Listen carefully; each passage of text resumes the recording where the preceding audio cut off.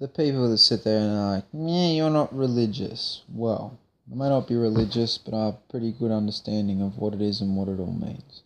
So the best understanding is you've got two concepts. You've got a universal prime mover and a benevolent father figure. The universal prime mover is the one that I tend to run towards the most because it just does make that bit more sense. I'm not religious again, but it's the one that makes a little better sense. So it shows that there's direction, and this direction is not always good, or everything God does is even good. There needs to be bad for us to see the good. There is no glory without suffrage, and there is not survival without challenge. Universal prime mover. It's the existential feeling for most people in their quest for life. It provides answers when there isn't one. Plenty of examples of that. You can pick one. Particularly in regards to how much there is, how big and why.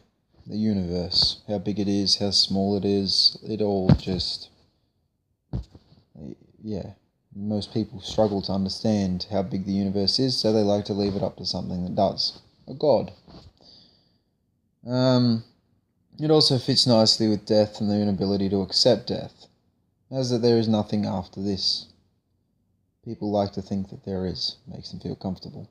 Again, totally cool. Totally cool. I've accepted death. Fuck, I ride a motorbike.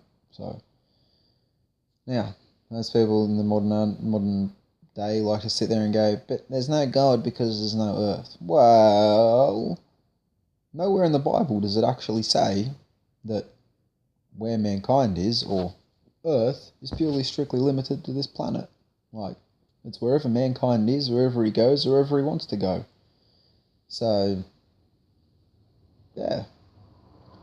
And another thing that a lot of people seem to struggle with is I figured out what they mean by heaven.